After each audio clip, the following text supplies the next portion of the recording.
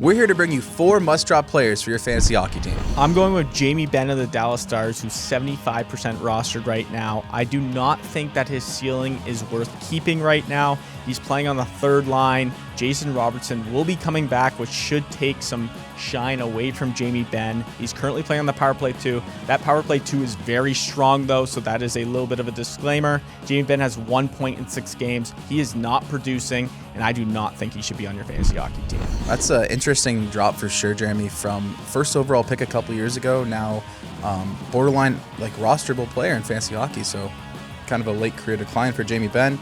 My first guy here, Samuel Girard, 70% rostered from the Colorado Avalanche.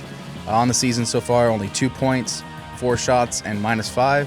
It looks as though rookie Bowen Byram has usurped him as that first pairing with Cal McCarr. Girard doesn't fire many shots, doesn't hit, doesn't block, and he won't replace McCarr on PP1, and he's -5 so far. So I don't see any value in points or in categories leagues. I think you drop him if your league has less than 12 teams. 70% rostered really doesn't make much sense to me. I know he can put up some even strength points, but if he's not in that first pairing anymore, I don't see it happening again this year, so drop Samuel Girard. I think there's way too much talent on that D-core in Colorado. There's not really enough space for him to really produce. I'm going with MarcAndre Fleury of the Chicago Blackhawks, 89% roster. Chicago's an absolute dumpster fire right now.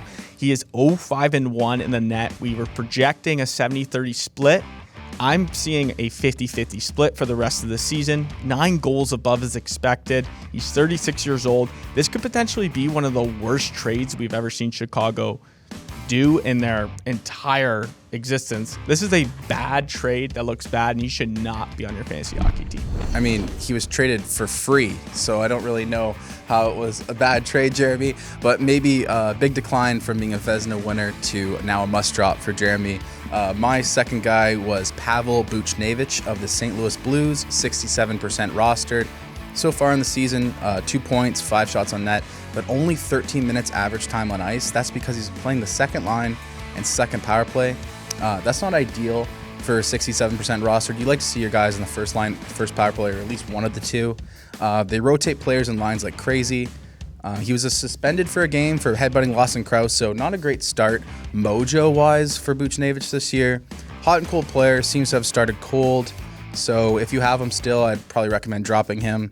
Analytics do look incredible though, so after you drop him, keep him on your watch list and add him if he gets hot again. Make sure you comment below who you're dropping on your fantasy hockey team.